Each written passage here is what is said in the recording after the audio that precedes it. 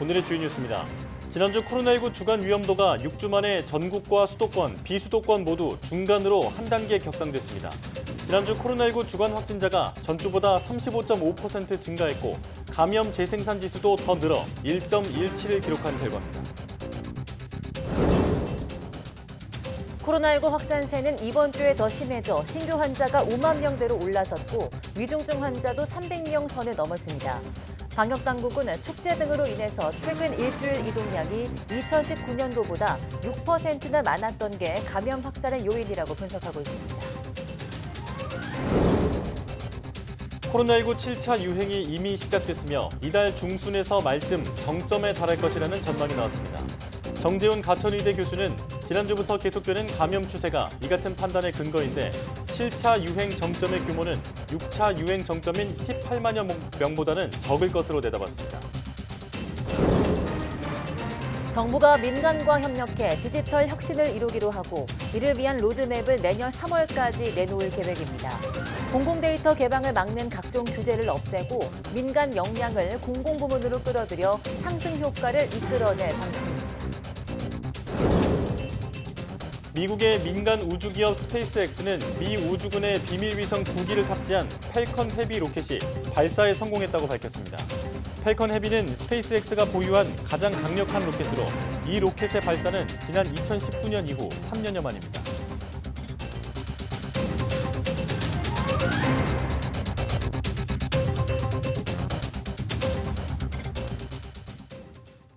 여러분 안녕하십니까? 사이언스 투데이 시작합니다.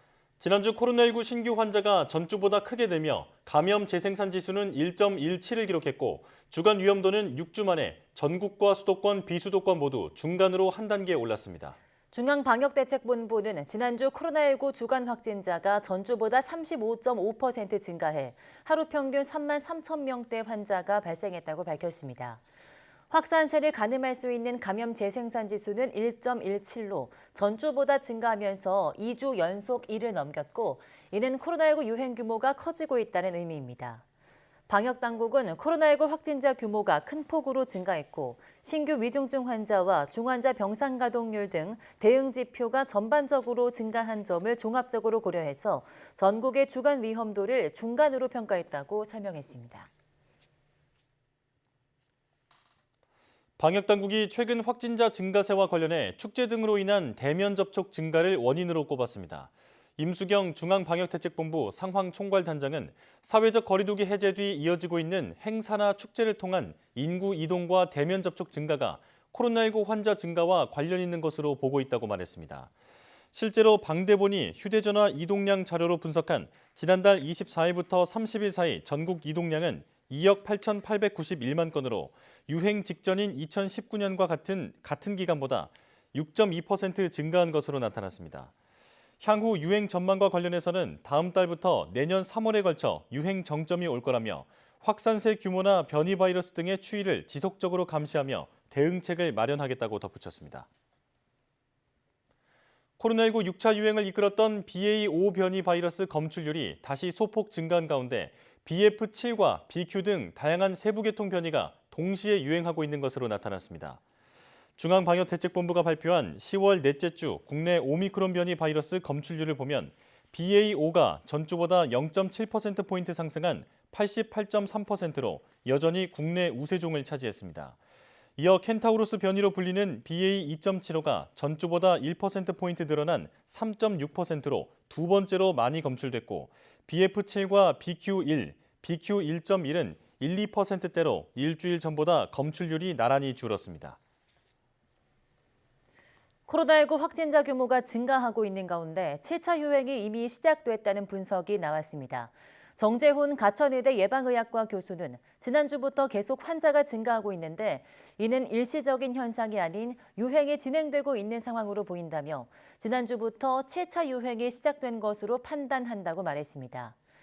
또 유행 초기라 정점에 대한 예측은 힘들지만 이번 주부터 본격적으로 환자가 증가해 이달 중순에서 말쯤 정점에 달할 거라고 내다봤습니다. 기존 백신 접종이나 코로나19 감염으로 얻은 면역이 감소한 데다 새 변이들이 동시에 확산하고 있는 상황을 재유행 확산 근거로 들었습니다. 정 교수는 7차 유행 정점의 규모에 대해선 정확한 예측은 어렵지만 6차 유행 때 18만여 명보다는 적을 것으로 예상한다고 덧붙였습니다. 중국 상하이 디즈니랜드에선 헬로윈을 맞아 몰려든 입장객 수만 명을 잡아둔 채 코로나19 전수검사를 벌이는 일이 또 벌어졌습니다. 네, 시진핑 집권 3기에도 제로 코로나 원칙을 고수하는 가운데 바깥으론 방역 빗장을 풀려는 신호도 감지되고 있습니다. 베이징에서 강정규 특파원이 보도합니다. 헬로윈을 맞아 상하이 디즈니랜드에 몰린 인파. 놀이기구를 타려고 줄을 선 게 아닙니다. PCR 검사를 기다리는 중입니다.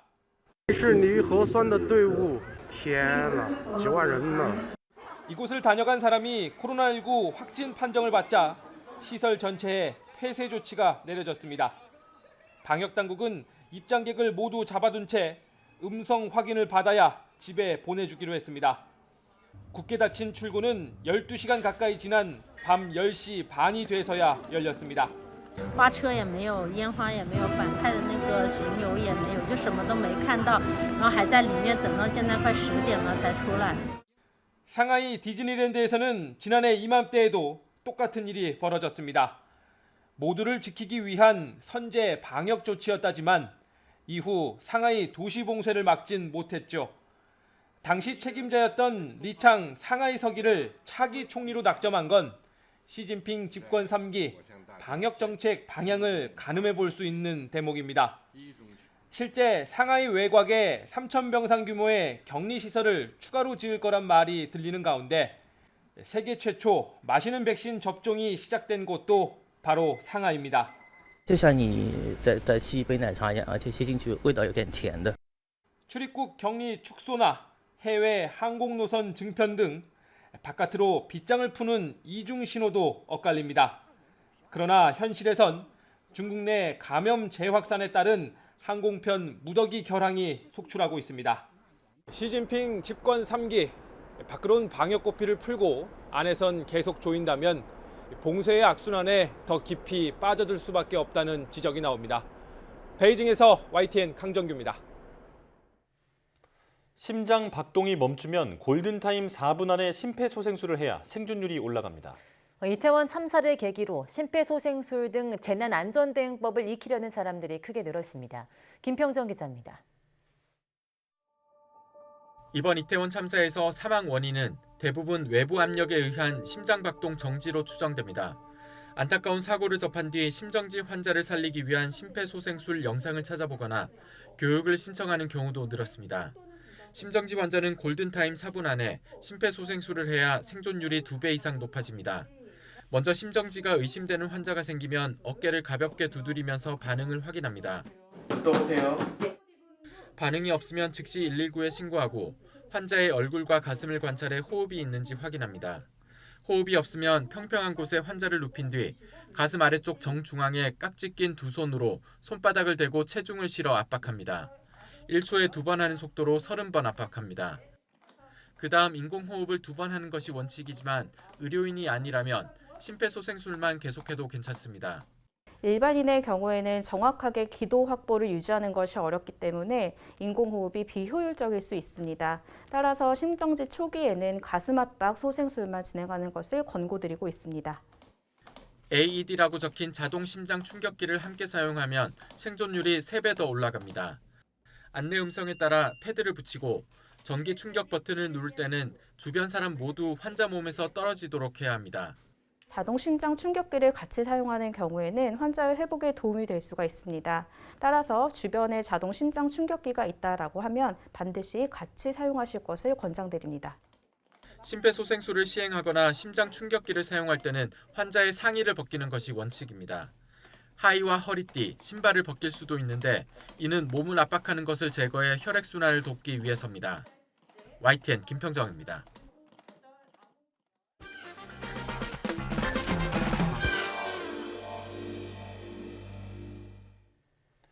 괴기 영화의 단골 소재로 등장하는 좀비는 과학적으로 가능한 상태일까요? 뇌간이 살아있는 식물인간 상태와는 달리 뇌세포가 모두 죽어 활동이 완전히 멈춘 뇌사 상태가 되면 결코 다시 회생할 수 없다는 게 현재까지의 과학적 판단입니다. 네, 하지만 죽은 상태 뇌를 다시 살려보려고 한 과학적 시도는 역사적으로 계속돼 왔는데요. 과연 어떤 결과가 나왔는지 오늘 과톡에서 한번 되돌아보겠습니다. 함께 보시죠.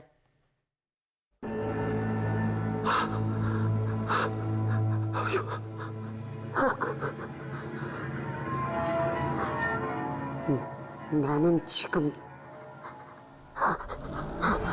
쫓기고 있다.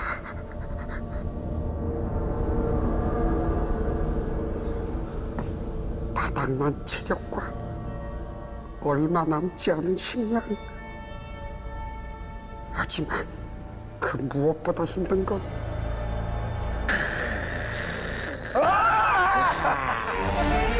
그들이 언제 들이닥칠지 모른다는 두려움 때문이다. 나는 지금 좀비들한테 쫓기고 있다.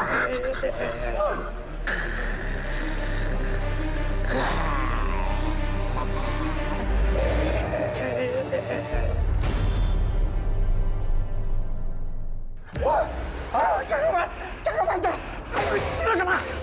이리가.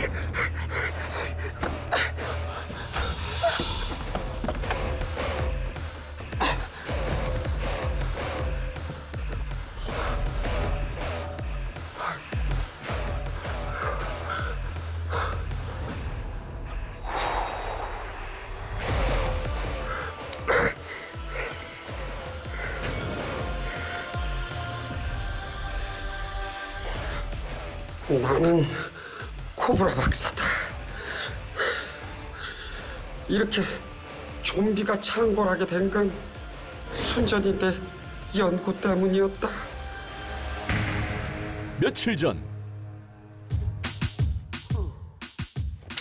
안녕하세요, 박사님. 아이고, 우리 제작진 작가님 오셨네. 네네. 잠깐만, 음료수라도 좀 드려야 되는데. 예. 감사합니다.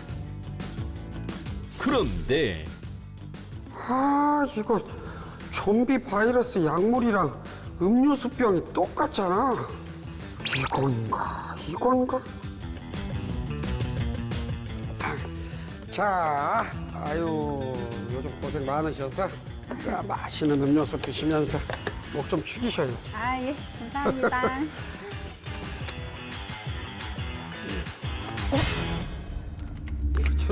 천천히 드셔야지.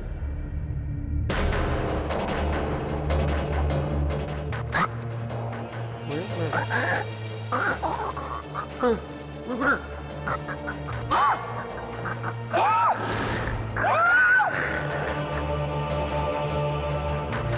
그렇게 해서 결국 좀비들은 점점 늘어나게 됐고,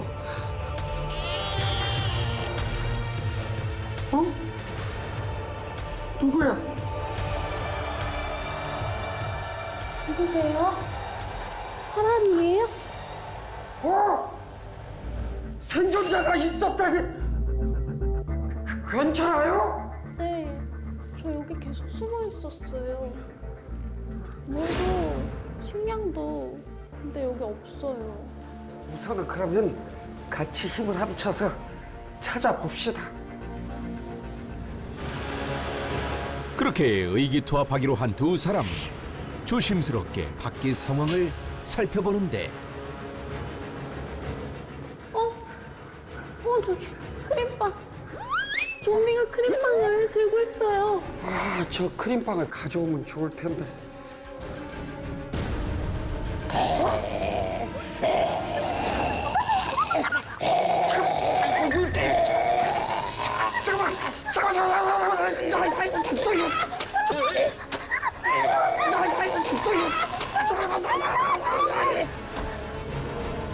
뭐야? 갔어? 뭐야? 크림빵이다. 좀비가 크림빵을 줬어요. 그러나? 착한 좀비인가 봐요. 아이, 착한 좀비라니요. 그 착한 좀비든 나쁜 좀비든 과학적으로 좀비 자체는 없어요. 네? 왜요?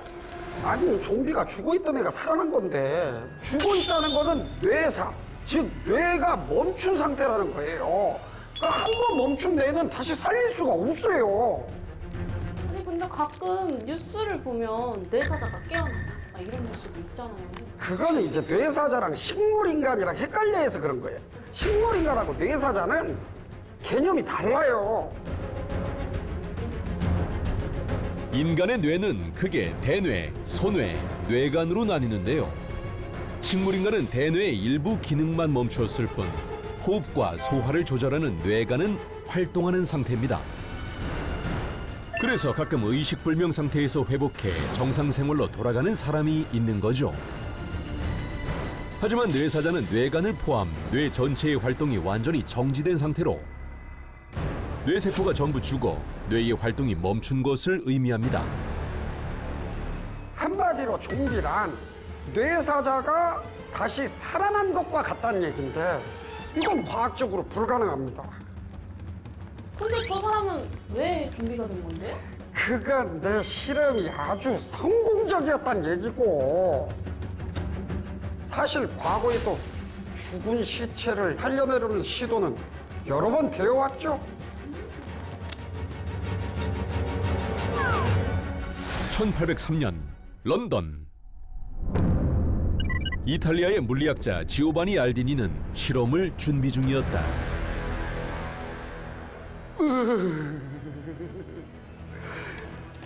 아니야, 할 수 있어. 난 할 수 있어. 나 할 수 있어.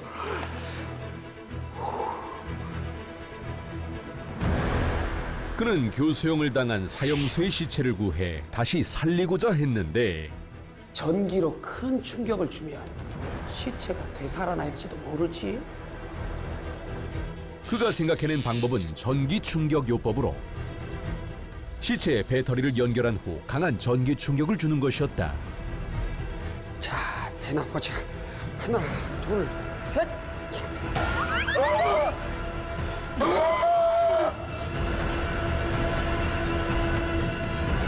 시체는 전기 작용으로 잠시 경련을 일으켰지만 전기가 멈추자 더 이상 움직이지 않았고 결국 다시 살아나는 일도 없었다.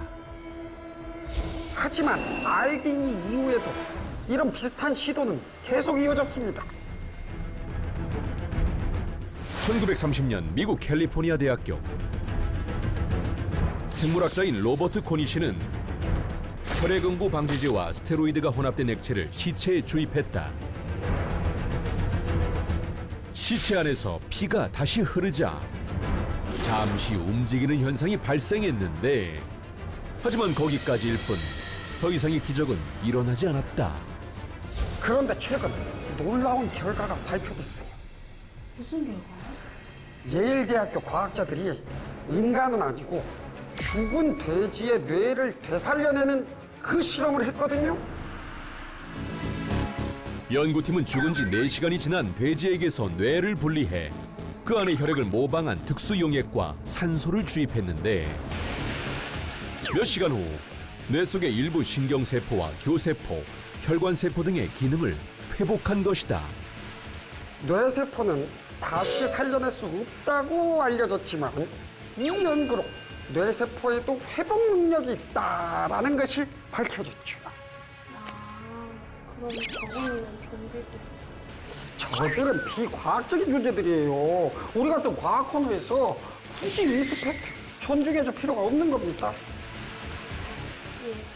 그럼 일단 빵이라도 먹을까요? 그치, 빵은 먹다가. 예.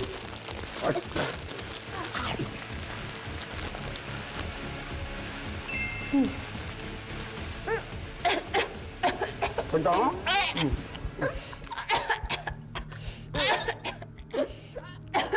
맛있다. 야! 아니, 뭐야, 이거! 빨리 일로 와! 그거 가져와! 자! 압력도 없는 좀비가 때려, 그냥! 깜짝도 없는 좀비가 때릴게요. 예! 자, 한 번 더! 쓰러져라!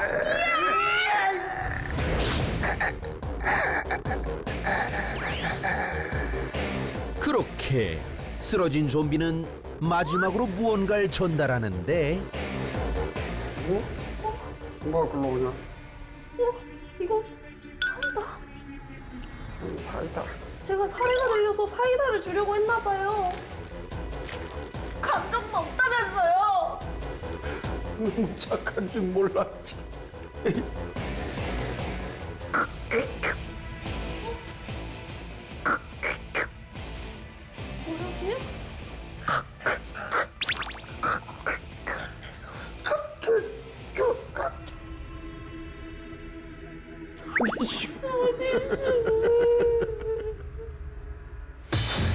이번 주 핫 이슈.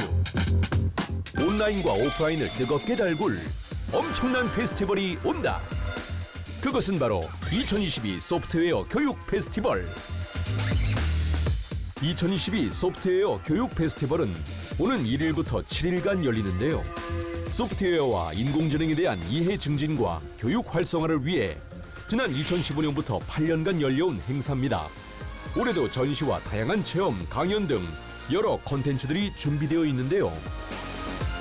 소프트웨어와 인공지능을 쉽게 배워볼 수 있는 라이브 클래스에서는 인공지능을 이용한 얼굴인식 안전 금고와 자율주행차 만들기 체험, 나만의 챗봇 만들기 등 신기한 수업들이 기다리고 있고요. 각 분야를 대표하는 개발자들의 멘토링 시간도 마련되어 있습니다. 그리고 이번 페스티벌의 특징, 바로 메타버스에서도 만나볼 수 있다는 건데요. 가상의 공간에서도 다양한 클래스가 열리고 방탈출 게임 같은 이벤트도 열린다고 합니다. 와우, 대박인데요? 클래스 신청과 자세한 일정은 홈페이지를 참고해 주시고요. 와톡은 다음 주에 만나요. 제발, 제발.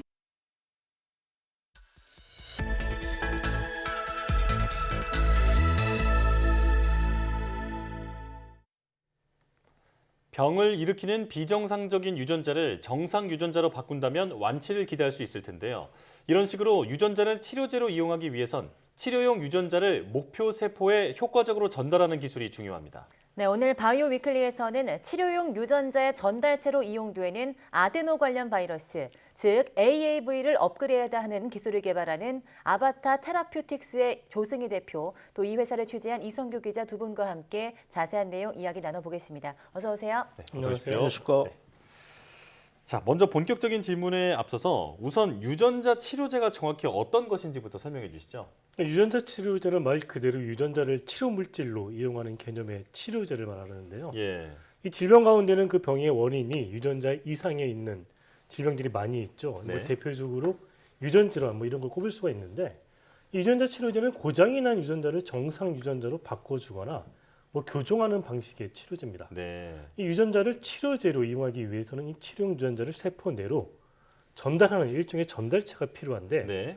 이 전달체로 주목받는 것이 이 인체에 해가 없는 특정 바이러스들이거든요. 예. 근데 그런 바이러스들 가운데 유전자 치료제로 많이 쓰이는 게 이 아데노 관련 바이러스라고 영어로 이제 AAV라고 하는 그런 거거든요. 네. 그래서 해외에서는 이 AAV를 전달체로 이용하는 유전자 치료제가 한 4개 정도 승인이 됐었고요. 네. 근데 이게 이 승인이 된 이 유전자 치료제들은 모두 이 자연 상태에 그 AAV를 그대로 사용하기 때문에 예. 이 전달 효율이 좀 떨어지고 뭐 간에서 좀 독성이 있는 그런 부작용 문제가 있었어요. 네. 그래서 이제 해외에서 이런 AAV, 자연 상태 AAV를 좀 더 이제 효율이 좋고 부작용이 적은 그런 성능이 좋은 AAV를 개발하려는 연구가 한창 진행이 되고 있고, 예. 오늘 출연하는 이 아바타 테라피틱스는 이 업그레이드된 AAV를 만드는 그런 바이오 기업입니다. 네. 네, 그러니까 이 아바타 테라퓨틱스가 자연 상태 AAV를 업그레이드 AAV로 개발하는 업체다, 이런 성명이신 것 같은데요.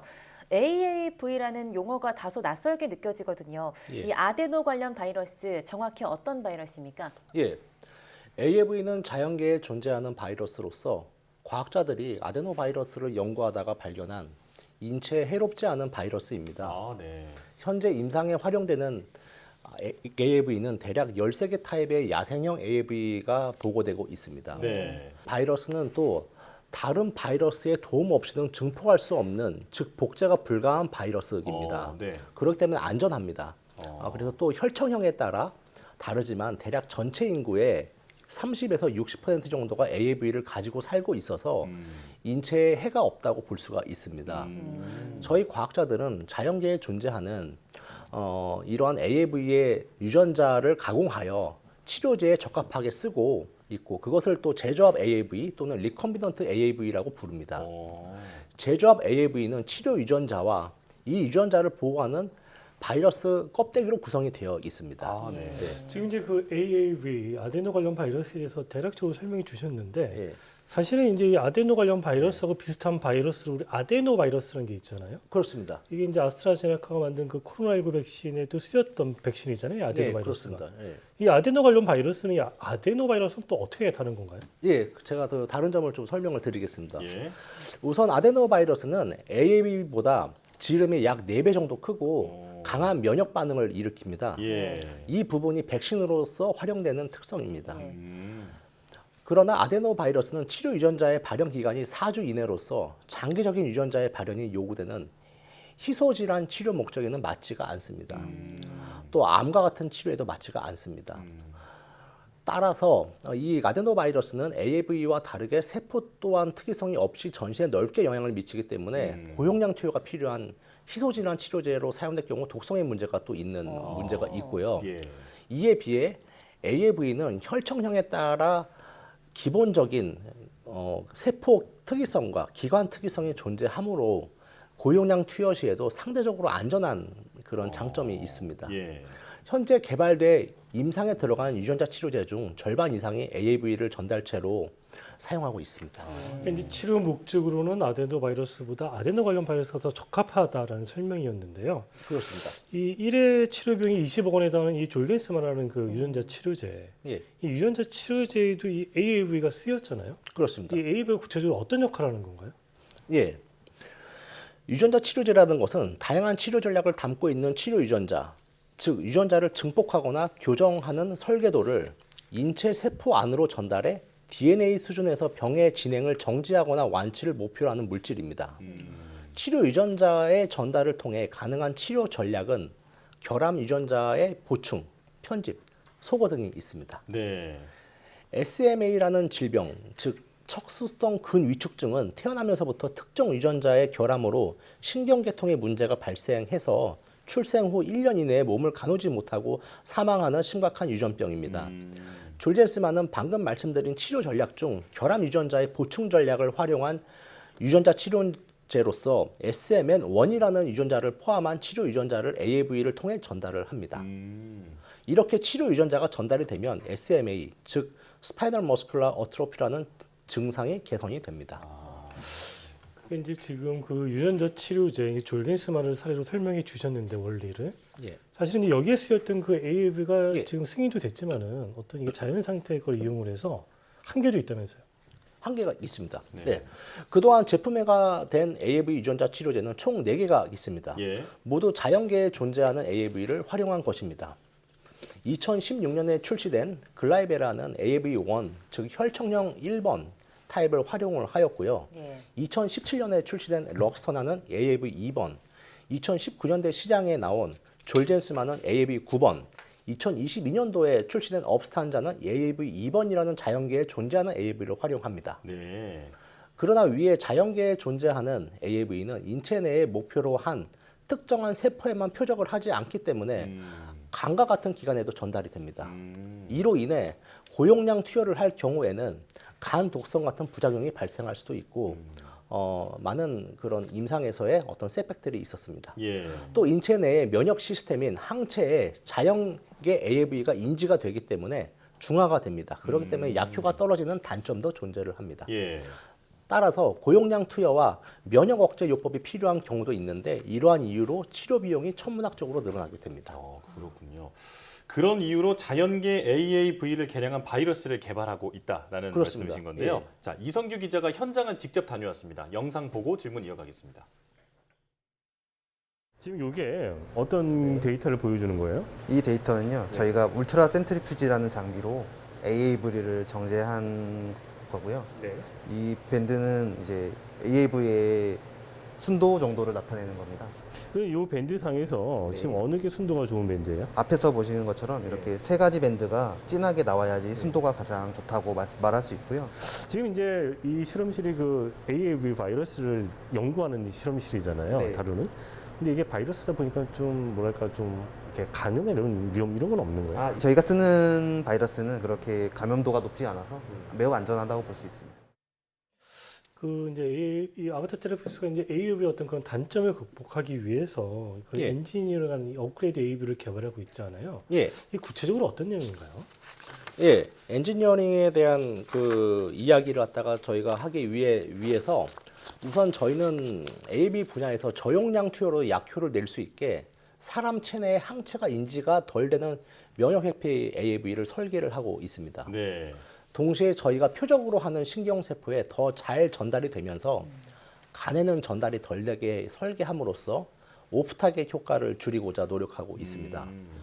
또 치료 유전자의 일부 구성 물질인 프로모터 부위를 범용 프로모터에서 세포 특이성을 가지고 있는 프로모터로 교체하는 업무를 진행을 하고 있습니다. 지금 이제 프로모터라고 말씀해 주셨는데 이게 사실은 조금 어려운 용어거든요. 그렇습니다. 쉽게 좀 설명해 주신다면. 예, 프로모터라는 거는 치료 유전자 벡터 안에서 있는 유전자의 일부로서 치료 유전자의 발현 정도, 발현의 강도를 조절하는 어떤 DNA의 일부 파트라고 볼 수가 있습니다. 아, 네. 예, 그것들을 통해서 약효를 스위칭처럼 조절을 하는 겁니다.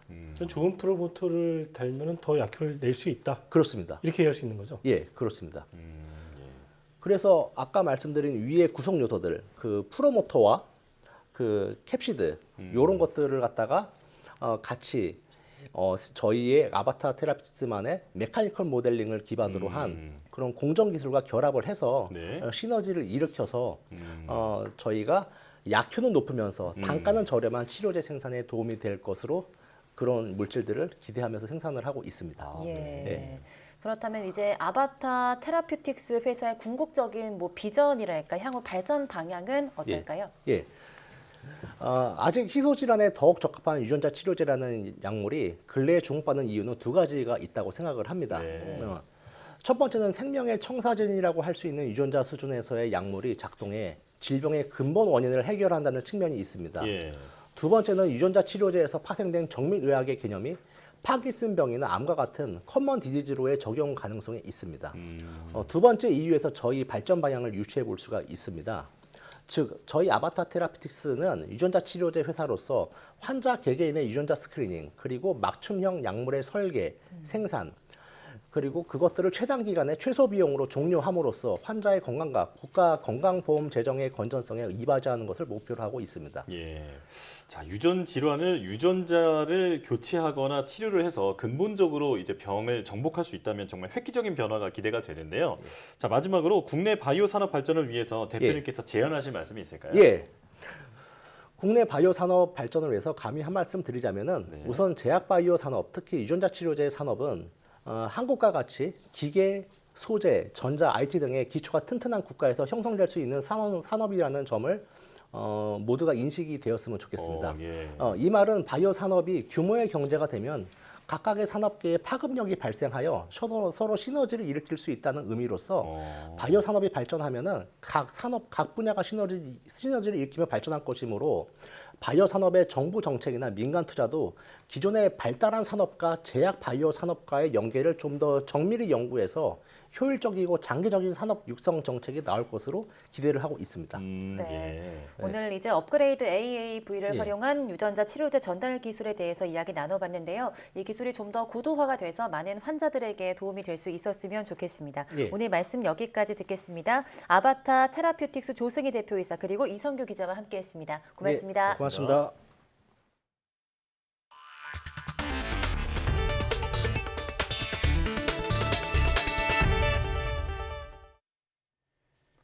인공지능이나 빅데이터 등 디지털 기술은 코로나19의 어려움을 극복하는 데도 큰 역할을 했습니다. 네, 앞으로는 디지털 기술이 사고나 재난을 막는 데까지 활약할 것으로 전망되면서 디지털 혁신을 위한 방법을 모색하는 자리가 마련됐습니다. 최소라 기자입니다.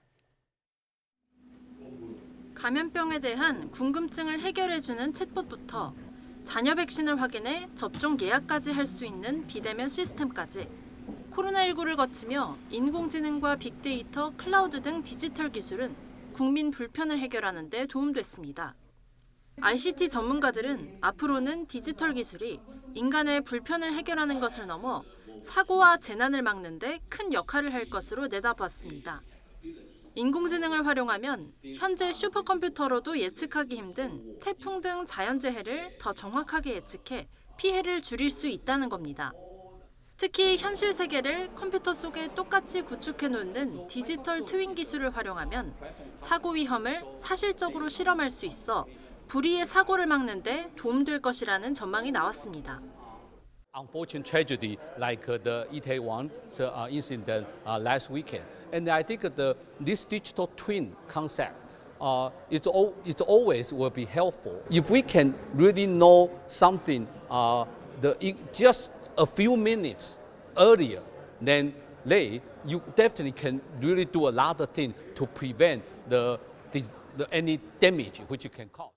2022 정보통신기술 연구개발 주간행사에서 정부도 디지털 기술을 통해 불의의 사고를 막을 수 있다는 데 공감하고 민간과 협력해 혁신을 이루어가겠다는 방침입니다. 먼저 공공데이터 개방을 막는 규제를 없애 민간이 혁신 서비스를 개발하도록 하고 민간 역량을 다시 정부로 끌어들여 시너지 효과를 내겠다는 계획입니다. 우리나라가 글로벌 플랫폼 정도의 표준이 될 수 있도록 디지털 경제 또 중심 국가, 중추 국가로 도약해 나갈 수 있도록 디지털 플랫폼 정부가 우리나라 새로운 성장의 디딤돌이 되겠습니다. 대통령 직속 디지털 플랫폼 정부위원회는 내년 3월까지 디지털 혁신을 위한 로드맵을 내놓을 계획입니다. 디지털 기술을 통해 사고와 재난을 막기 위한 실질적 방안이 나올 수 있을지 주목됩니다. YTN 사이언스 최소로입니다. 우주 탐사 기업 스페이스X가 보유한 최강 로켓 팰컨 헤비가 1일 미국 우주군의 비밀 위성을 싣고 3년 만에 발사됐습니다. 스페이스X는 이날 플로리다주 케네디 우주센터에서 우주군 위성 2기를 탑재한 팰컨 헤비 로켓 발사에 성공했다고 발표했습니다. 우주군은 이번 임무가 우주에서의 물체 추적 등과 관련한 활동과 연관돼 있다면서 자세한 추가 정보 제공을 거부했습니다. 팰컨 헤비는 현재 스페이스X가 운용하는 가장 강력한 로켓으로 약 500만 파운드 추진력을 통해 우주 궤도로 최대 64톤의 탑재물을 쏘아 올릴 수 있습니다. 팰컨 헤비 발사는 2019년 6월 이후 3년여 만이고 스페이스X가 이 로켓을 상업적 용도로 발사한 것은 이번이 세 번째입니다. 중국의 독자 우주정거장 건설 사업이 마무리 단계에 접어들었습니다. 중국 유인우주국은 하이난 원창 우주발사장에서 쏘아올린 두 번째 실험실 모듈 멍텐이 1일 새벽 4시 반쯤 우주정거장과 도킹하는 데 성공했다고 밝혔습니다. 이로써 중국 우주정거장 텐궁은 핵심 모듈 텐허를 중심으로 양쪽에 2개의 실험실 모듈인 원텐과 멍텐을 결합하는 T자형 구조를 완성했습니다. 중국은 연말까지 화물우주선 텐저우 5호와 유인우주선 선저우 15호를 발사하며 올해 안에 우주정거장 건설을 마무리한다는 계획입니다. 기후에너지 분야 최대 행사인 대한민국 에너지대전이 경기도 일산 킨텍스에서 열렸습니다. 올해 행사는 역대 최대인 356개사가 참여해 에너지 혁신과 신재생 에너지 개발 사례 등을 전시하고 에너지 절약 방안을 소개했습니다. 박일준 산업부 2차관은 개회사에서 에너지 안보와 기후위기 대응을 위해서 저탄소, 고효율 혁신이 중요하다고 강조하면서 기술 혁신을 위한 지원을 아끼지 않겠다고 말했습니다.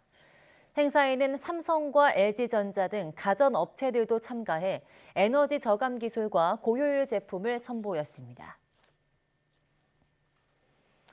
한강 발원지인 검룡소에서 나뭇잎을 분해하는 신종 수생균류 2종이 세계 최초로 발견됐습니다. 환경부 국립낙동강 생물자원관은 검룡소에서 채취한 분해 중인 물푸른 나무 잎에서 신종 수생균류 2종을 발견했다고 밝혔습니다.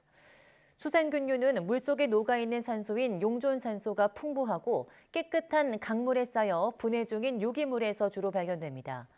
이번에 발견된 신종 수생균류 2종은 섭씨 15도에서 20도에서 활발하게 생장하는 저온성 미생물의 특징을 나타냈습니다.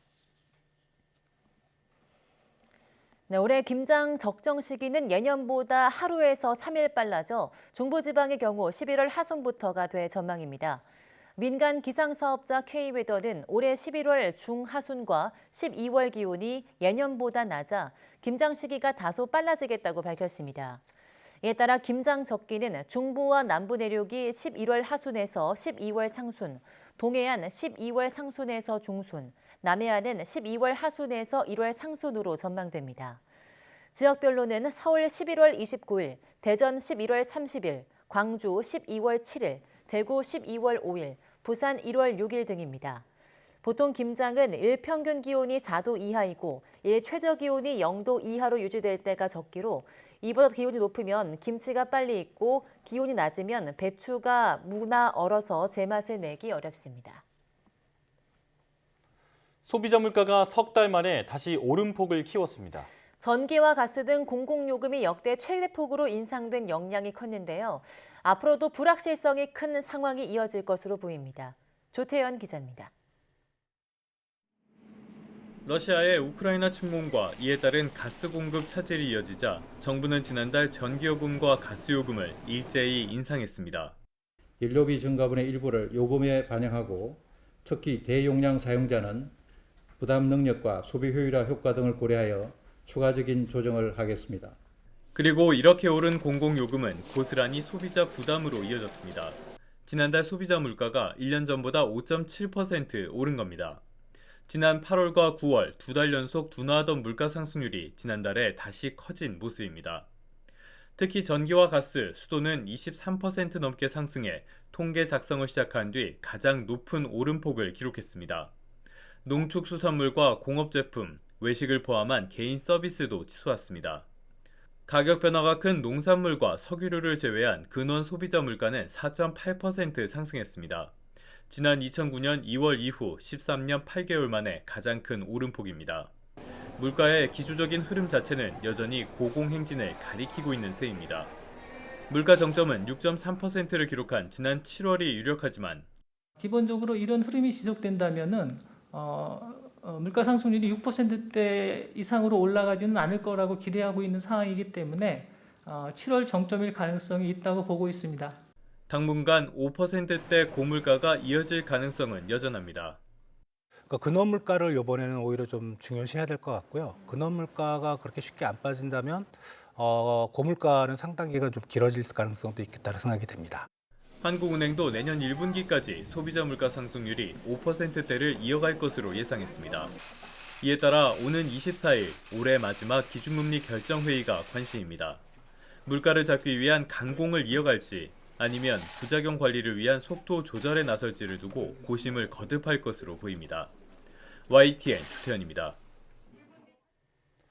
5대 금융지주가 자금시장 경색을 풀기 위해 연말까지 95조 원 규모의 유동성과 자금을 지원하기로 했습니다. 네, 금융위원장은 민간의 역할을 재차 강조하면서 조금이라도 시장에 문제가 있다면 곧바로 조치하고 있다고 불안감 달래기에 나섰습니다. 강희경 기자입니다. 김주형 금융위원장과 5대 금융지주 회장단이 한자리에 모였습니다. 김 위원장은 시장이 조금씩 안정되고 있다고 진단했습니다. 그러면서 정부 대책이 효과를 발휘하려면 시장 참여자들의 노력과 협조가 필요하다고 당부했습니다. 금융시장에서 차지하는 비중이 크고 건전성과 유동성이 양호한 금융지주 계열 금융사들의 역할과 책임이 크다고 생각합니다. 급상승했던 회사채 금리는 조금 낮아졌지만 여전히 자금 조달이 쉽지 않은 상황입니다. 이에 5대 금융지주는 올해 연말까지 95조 원 규모의 유동성과 자금 지원을 통해 시장 안정에 이바지하겠다는 뜻을 밝혔습니다. 시장 유동성 공급 확대에 73조 원, 채권, 증권시장 안정펀드 참여 12조 원, 지주 그룹 내 계열사 자금 공급 10조 원 등입니다. 앞으로 우리가 지금 숙제는 인플레와 경기 둔화의 지금 침체를 어떻게 극복할 거냐 하는 건데 아직 초입 단계에 있다고 생각합니다. 같이 지혜를 모아서 시장을 안정시켜 나가면서 특히 자금시장이 경색이 계속된다 그러면은 원화 외화 시장에 모든 영향을 주기 때문에 이 변동성이 확대되는 이런 시장에서 저희들이 금융권에서 역할을 최대한 하도록 하겠습니다. 금융당국은 대응 태세를 더 굳건히 하고 있습니다. 김 위원장은 매일 시장 상황을 점검해 조금이라도 문제가 있으면 바로 조치하고 있다고 강조했습니다. 또 한전이 발행하는 한전채가 시장 유동성을 블랙홀처럼 빨아들이고 있다는 지적이 나오는 데 대해서도 조만간 입장을 내놓을 것을 시사했습니다. 전에보다는 한전채 공급이 굉장히 많아지고 또 여러 가지 이유에서 예측하기가 좀 힘든 건 맞습니다. 굉장히 불안 요소가 있는데 그것도 저희가 이제 조금 더 관계부처하고 얘기하고 있고 금융위원장과 5대 금융지주 회장단은 앞으로 금융시장이 안정될 때까지 간담회를 정례화해 격주로 시장 상황을 점검하기로 했습니다. 정부와 은행권이 잇따라 대대적인 지원책을 쏟아내면서 얼어붙었던 자금 시장에 온기가 돌 수 있을지 주목됩니다. YTN 강희경입니다. 해외여행 수요가 증가함에 따라 저비용 항공사 LCC들이 지방공항 국제선 운항 확대에 나섰습니다. 제주공항은 부산에서 세부 치앙마이 노선의 운항을 재개한다고 밝혔습니다. 부산 세부는 오는 8일부터, 부산 치앙마이는 11일부터 운항이 재개됩니다. 제주항공은 부산에서 일본, 베트남, 필리핀, 싱가포르, 태국 등 9개 노선 주 81회를 운항하고 있습니다. 티웨이 항공은 내년 1월 11일 주 4일 일정으로 청주 다낭 정기 노선을 취항합니다. 청주 다낭 노선은 2020년 2월 이후 운항이 중단된 상태입니다. 티웨이 항공 관계자는 코로나 기간 움츠렸던 청주공항 국제선 하늘길의 정상화를 돕고 지방공항 노선 경쟁력 확대를 위해 취항한다며 청주에서 국제선 운항을 확대할 계획이라고 말했습니다.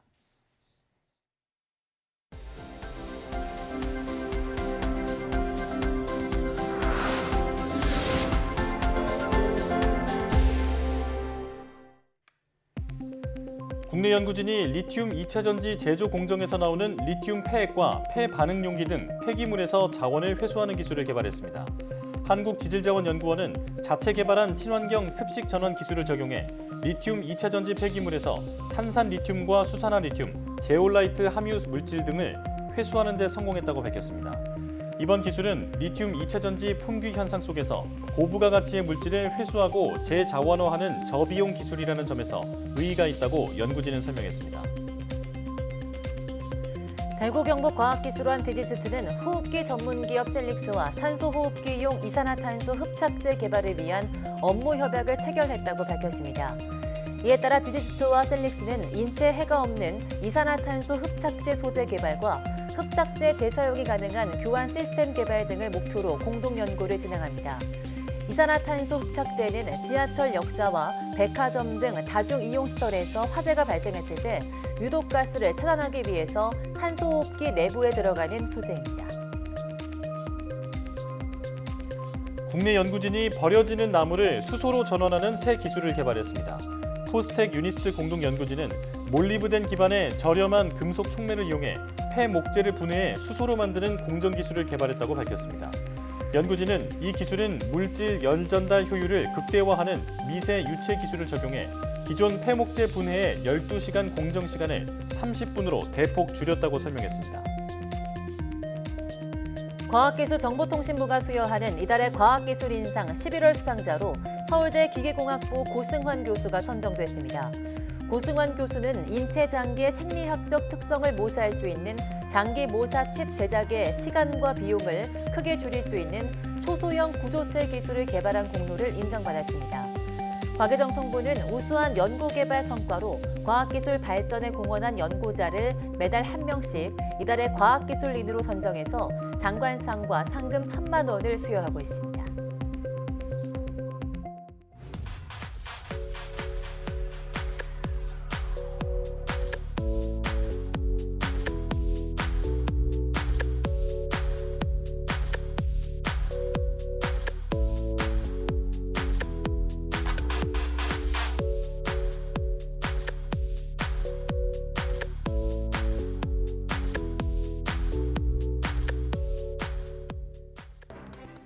해학과 풍자가 녹아있는 우리 민족의 전통 연극 탈춤이 유네스코 인류 무형문화유산이 될 것으로 보입니다. 네, 최종 등재 여부는 다음 달 결정되지만 판정이 뒤집히는 일은 거의 없어서 등재가 거의 확실시되고 있는데요. 전 세계 많은 사람들에게 우리 탈춤에 담은 의미와 메시지를 널리 알릴 수 있는 계기가 되길 바랍니다. 뉴스 마칩니다. 함께해 주신 여러분 고맙습니다.